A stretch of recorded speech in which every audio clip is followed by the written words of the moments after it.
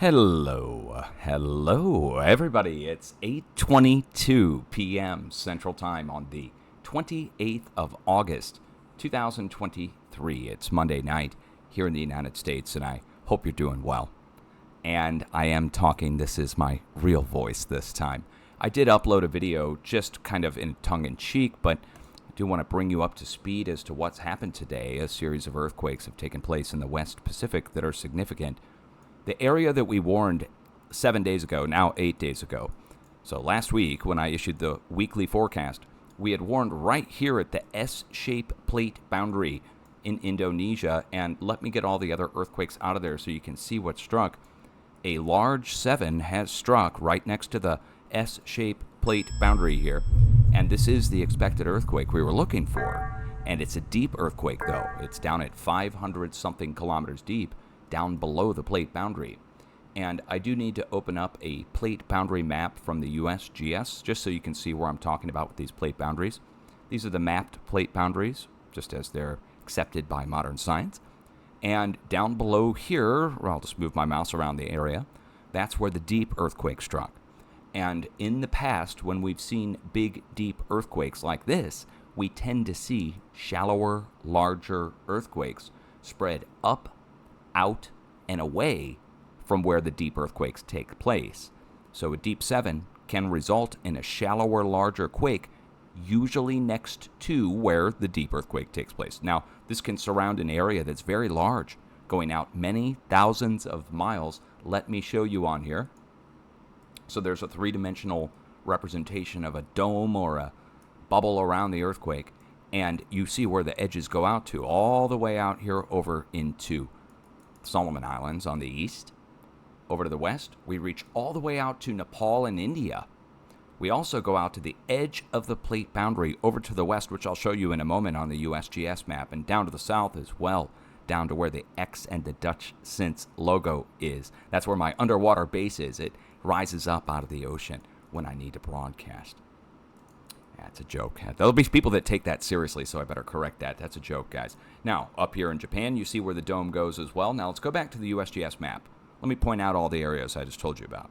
So over here, Solomon Islands. Over here, Nepal.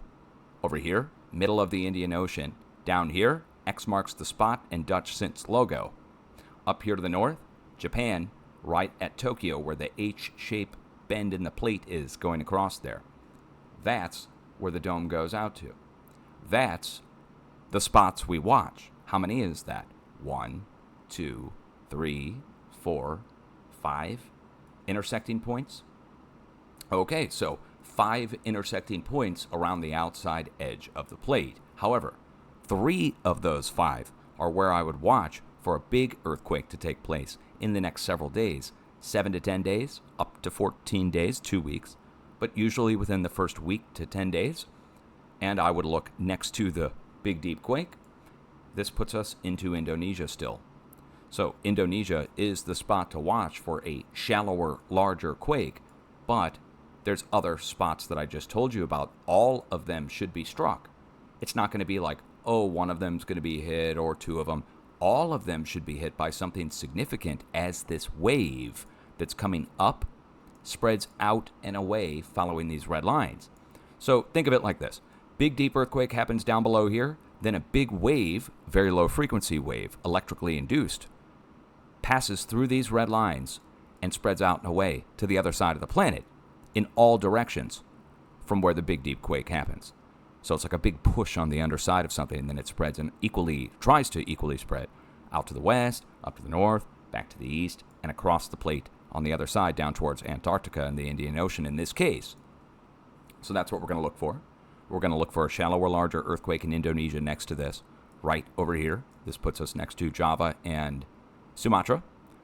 Now we can find our area to watch between our previous sets of earthquakes. If we go back several days, it reduces the areas just a little bit, I think. Well, not much. There's not much reported in there in the last 7 days. So to find our halfway point, this would put us at Sumatra, Indonesia, right here. Halfway point between what, right? Between the earthquakes up in China and the big deep one down here. If we go around the bend of the plate, big deep one here in Indonesia, Last earthquakes reported up here at China at the Bend, and we could find the halfway point between there and here. And that puts us right in here in northwest Sumatra, Indonesia, to watch for a big quake. Now, the other spots, that would be Nepal, Japan at Tokyo, and back over to the east, all the way far to the east at Solomon Islands.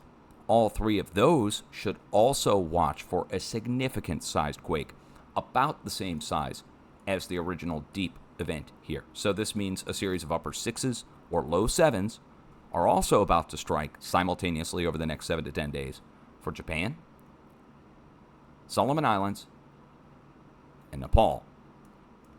Furthermore, going out from those points over to the west to Europe and to the T intersection all the way out here at the Azores. And furthermore, going from Japan up into Kamchatka down to Hawaii. And furthermore, to go back around down to the bend of the plate down to New Zealand. This is just the West Pacific portion of this forecast. So what are we going to look for to spread out to Europe? Upper 5s to low 6. 5.5 to 5.9 most likely. This should strike between our current sets of earthquakes. This should take us down into here, halfway point between these red quakes here and these pink quakes here, if we go around the bend of the plate. Puts us right here in the middle of North Iran, South Turkmenistan. So watch out there. Upper 5 to low 6. And then between the red quakes here in Eastern Europe or Turkey, and going across Central Europe and Southwest Europe. Halfway point between those two puts us back down into the Aegean Sea. Again, if you just find the middle point basically here between all these quakes, puts us right here into the Aegean Sea, where all the rings are overlapping. If this was a 2-arm scale, we would be balanced somewhere right here in the middle in Western Turkey, going over into the Aegean. That's where the next break is going to take place, in the middle of all those. It should be in the 5.0 range as well. I think we're going to be taking a step up across the board as this wave spreads up, out, and away from where the Big Deep 7 has taken place. We're not done yet. This is just the West Pacific portion. Up in Japan, we have to watch additionally for an upper 6 to low 7. This isn't that big of a deal because in Japan people are earthquake aware. However, if it strikes on land, the last 7 that we saw actually caused fatalities. Yeah, I know they're the most earthquake prepared people in the world, but it can still happen. So we would hope when that 7 or upper 6 hits that it will be out here in the ocean as opposed to on land. However, we have to warn everybody from West Japan all the way across to Tokyo because we're trying to get it 200 miles. As we go to the north, Kamchatka, Russia, this should take a step down. We should see it at a low end 6, and then we should see Hawaii flare back up, seismically speaking, and possibly volcanically. But Hawaii, we're going to look right down here in the middle of the big island. This goes into Mauna Loa, down to Kilauea. Between Mauna Loa and Kilauea, it's like 10 miles. So watch in there. We're going to see that go back up to 5. We should see this go up to near 6 up here at Kamchatka. We should be at an upper 6 to low 7 here at Japan. We should see something big next to the big deep quake, something bigger, most likely.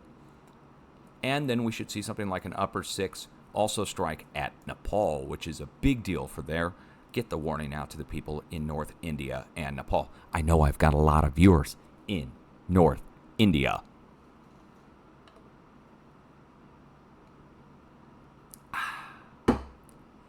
Sip my coffee.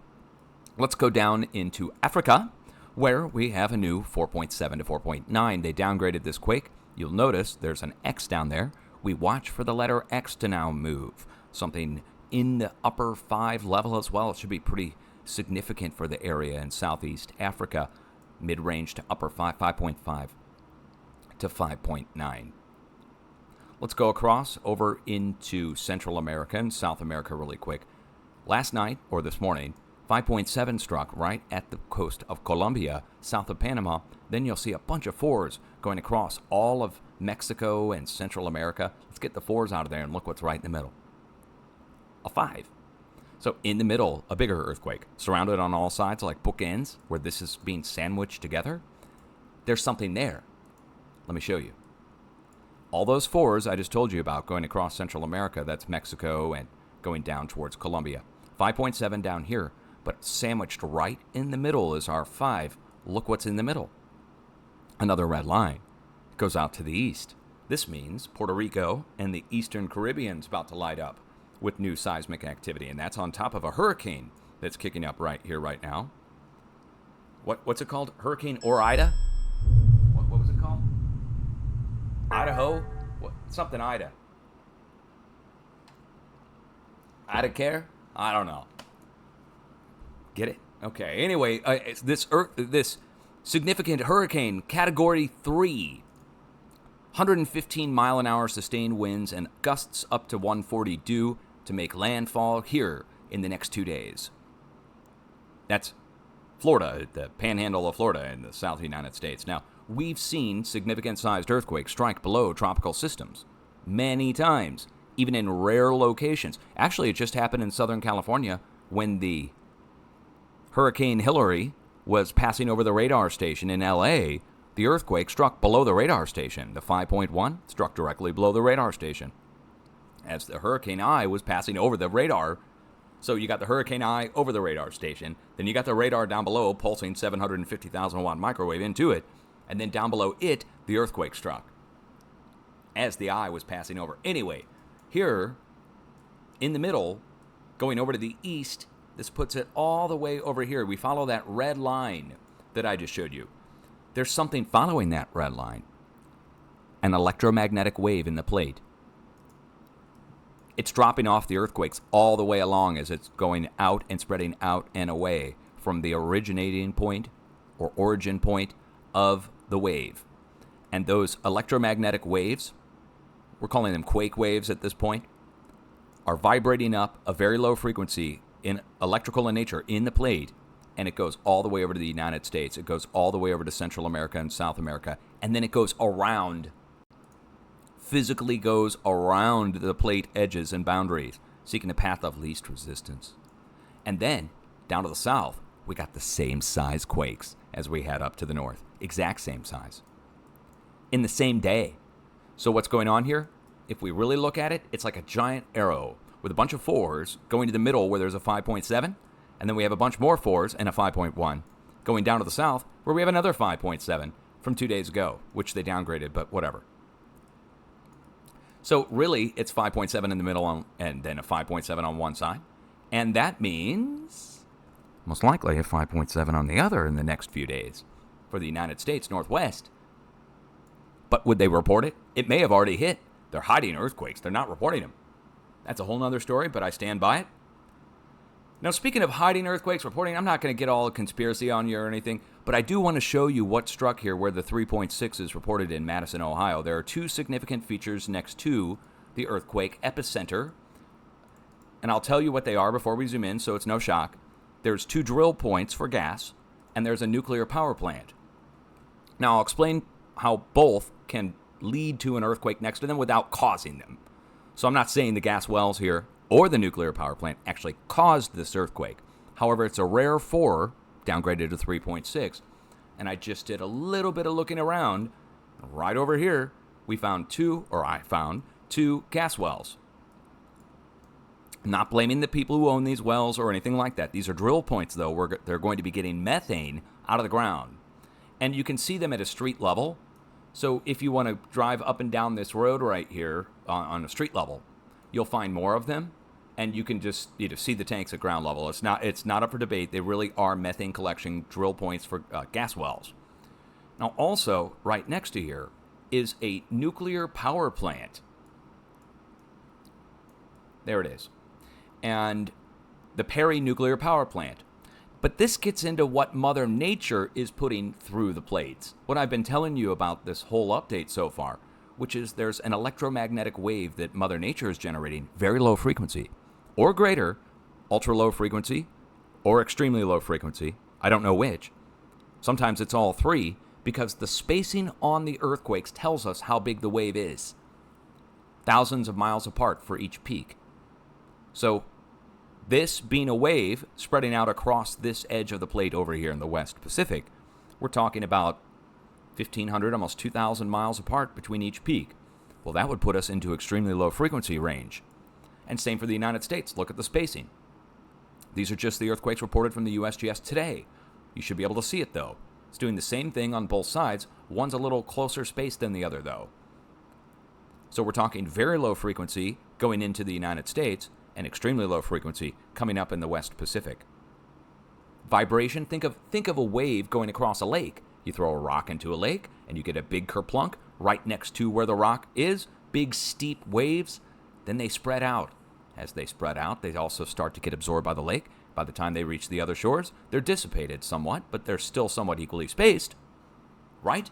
Same thing goes for this seismic wave that's spreading across the plate, almost as if it is a lake, but it's going around the outside edges, path of least resistance. It's amazing.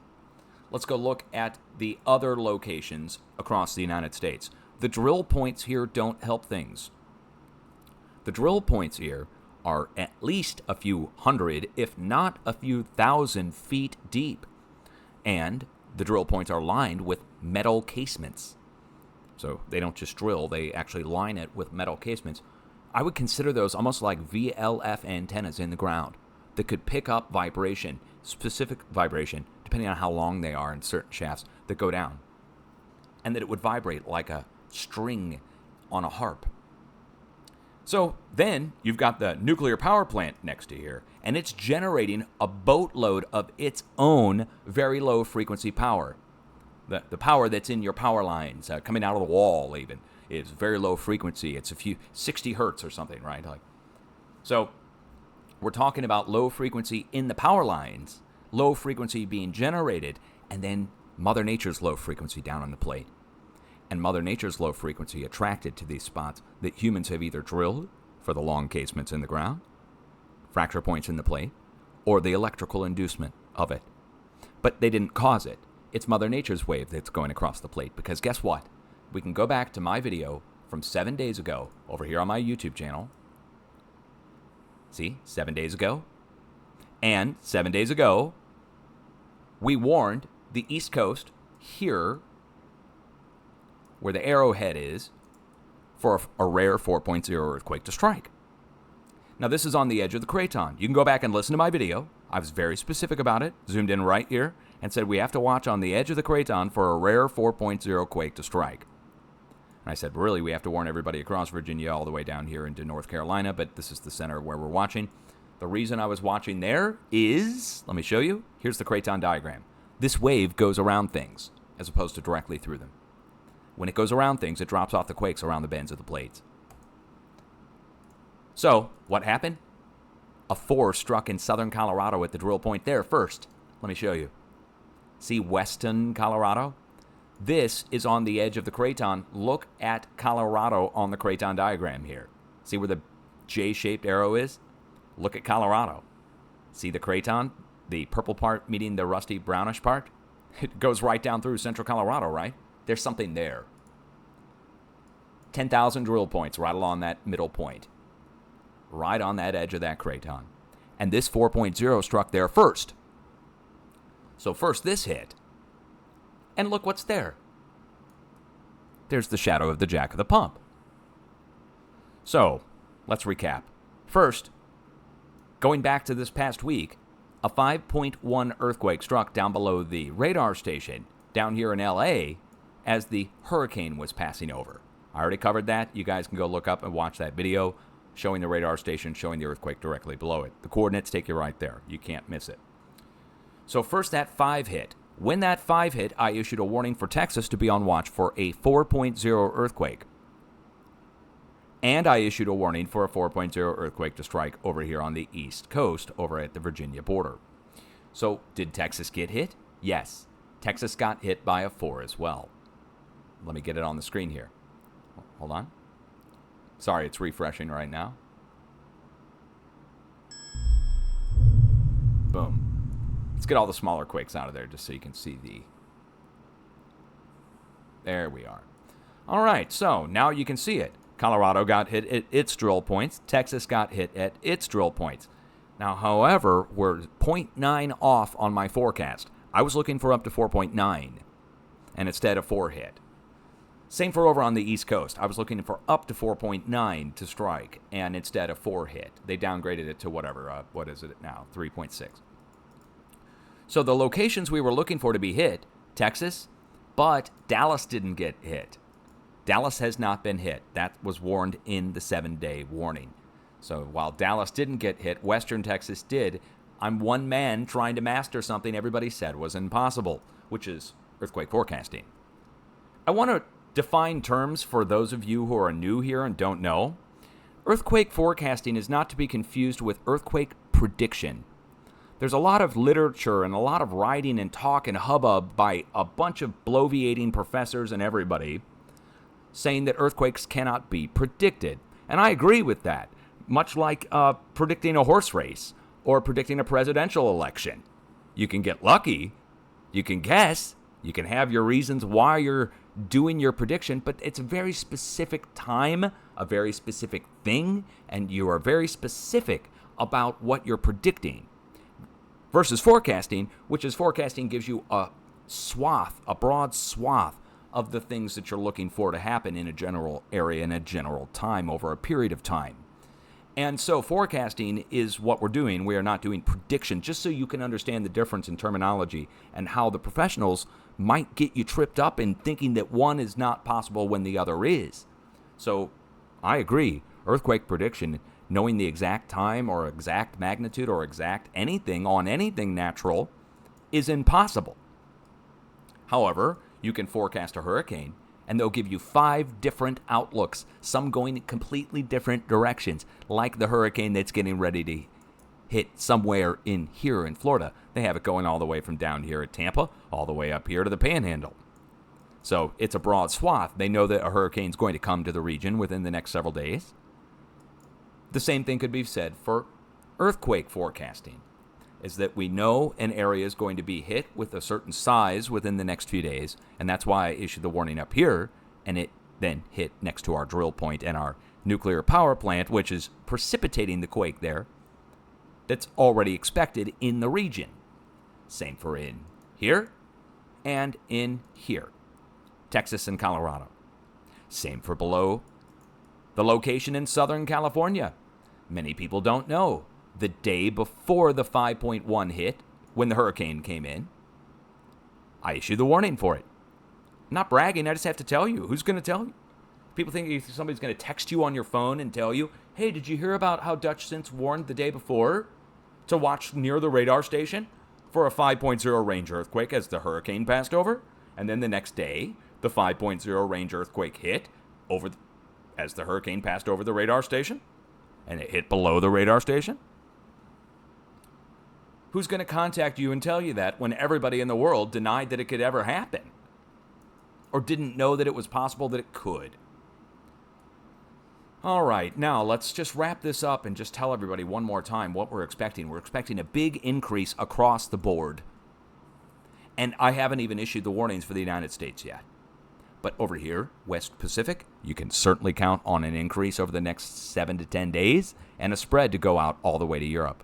We've issued warnings for areas in the Aegean Sea, Iran, down here right at the border of India, back down next to the Big Deep Quake, all the way over here at Solomon Islands, all the way up here north at Japan. I mean, that's all these locations should be hit. It's not like I'm just saying one of them's going to go.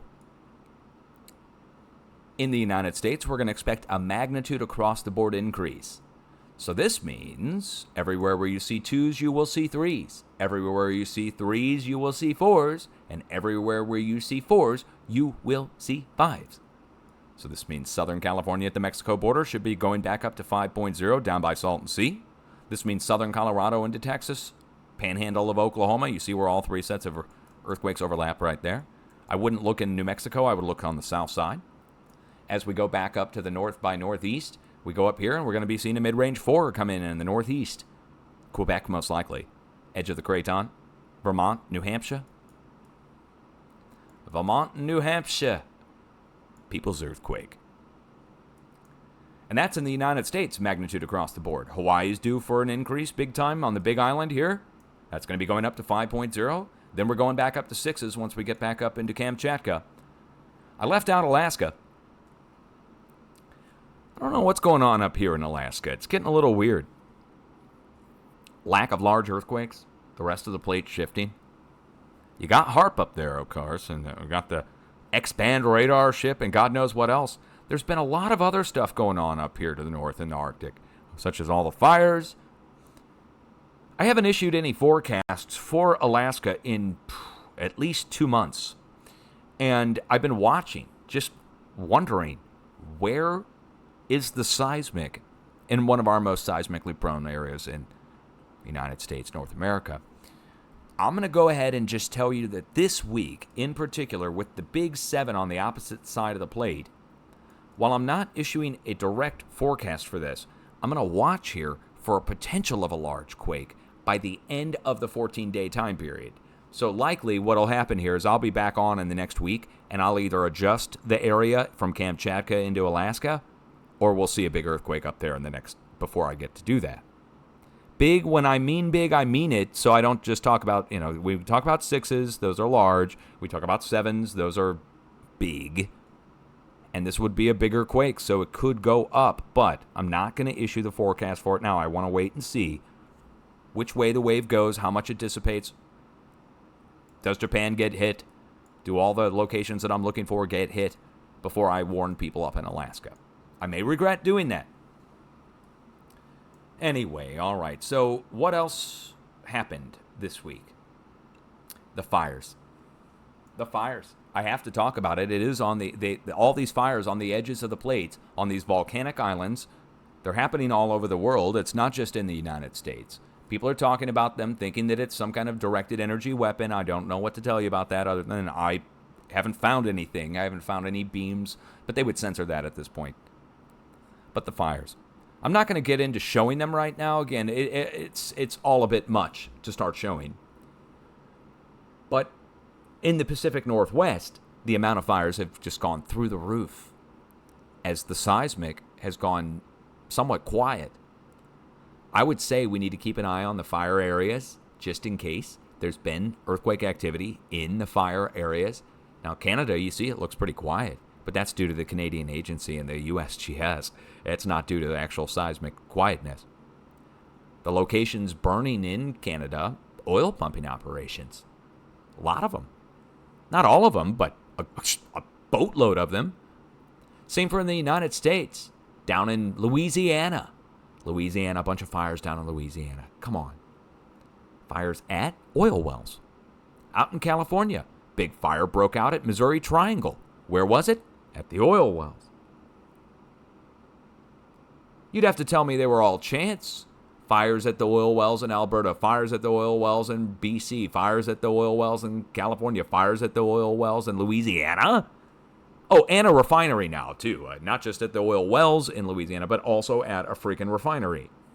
That doesn't count the other locations burning around the planet that are volcanic locations. But I would say drill points would be susceptible to rising heat if magma was on the move and we weren't told about it, and it was deep down below the plate and it was disturbing oil deposits. That would be something.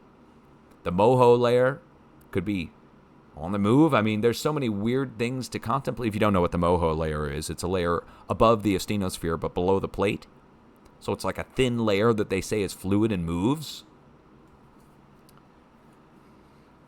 There's a lot going on, guys. There's a lot going on. Now, I would encourage you to have an emergency plan. This is something that everybody should be agreeing with me on. I don't care if you like me or don't. This is just the basic stuff. A change of clothes, a set of shoes, flashlight, battery, first aid kit. Medicines, if you need it, and sanitation. You're going to need some way to clean yourself up if you get into a disaster of some kind, whether it's fires or earthquakes or any one of the floods. So I would suggest you have it into a kit that's able to be grabbed at a moment's notice. Also, extra set of keys, extra IDs, the important information that you need. Needs to be into a bag and ready to go at a moment's notice, because some of these people with the fires, like out in Hawaii, for instance, again, I did not find any directed energy weapon evidence on any of the feeds, but I would think that would be censored out at this point, since I found the original stuff live. And the Department of Defense responded, I would think that they would censor that from now on. Just a guess. If you don't know about that, oh man. Anyway, yeah, the Department of Defense responded to one of my videos. Anyway, so I would just tell you to be prepared. Don't be scared. Earthquake-wise, this is big earthquake time now in the West Pacific, particularly around where this big deep one is. If you know anyone in Indonesia, please let them know. Big, deep earthquakes are usually followed by shallower, larger earthquakes next to the deep earthquake. up to a few thousand miles out from it. Once they understand that, they'll start watching for the deep earthquakes, and then they know to watch for shallow or larger earthquakes within a few days. It's a way to be prepared. Now, they're already, the professionals in Indonesia, this is a long story, but I won't get into it too hard. I've already issued several warnings for Indonesia over these past several years. And this has happened before. A big deep 7 has happened below Indonesia in this almost exact very spot. And when that big deep 7 struck several years ago, I made a video and warned the public in Indonesia to be on watch for a shallow or larger earthquake next to the big deep one. Within a few days, the big earthquake hit. It was like a 7.5 or a 7.9. It killed several thousand people. My viewers sent the original video to the BKMG or BMKG, who runs the Indonesian agency, sent it to them, and the director of the BKMG took to social media and removed the dates from my video on my tweets and said falsely that I issued the warnings after the fact. He did it 2 more times after that. I issued warnings again when another big deep earthquake struck below Indonesia. And the earthquake hit a few days later, and the same guy who runs the agency, he was the director, came out and called me a fraud. Then, after the 3rd time it happened, a long story on this, but my Indonesian group got blamed by the Carnegie Endowment for International Peace for being involved with the country of China. And they accused the Dutch Since Indonesia group of spreading Chinese disinformation regarding a certain thing that was spreading around the world for the last few years that we all locked down from. And they said the Dutch Since, this is the Carnegie Endowment that said this. So in the past, when I've issued warnings for Indonesia in particular and the earthquake hits, I find myself getting in a lot of trouble. I'm not going to stop, but I'm just letting you know if a big earthquake hits as a result of this big, deep earthquake, like a big quake hits in the next few days, there'll be a lot of hand-wringing and ignoring of the warning that was issued. And I have prior experience in this to deal with it. But I'm just letting you know I'm not too encouraged by the thought or even that people would even get the warning, because I know what's happened the past few times. However, if you know anybody in Indonesia, feel free to send them the warning and let them know to watch out for a shallower, larger earthquake. Much love, guys. Much love. It's a thankless job sometimes, but you know what? Making any big discovery that goes in the face of things that everybody said was impossible, it's usually not a pleasant experience. From what I've read in the past, it's apparently happened before. Much love from me and the Duchess to you guys. Be safe, and we'll be back if anything else goes down, assuming I have an internet connection, of course. I won't be doing the robot voice unless dire situations call for it. However, it's available if it need be. Much love.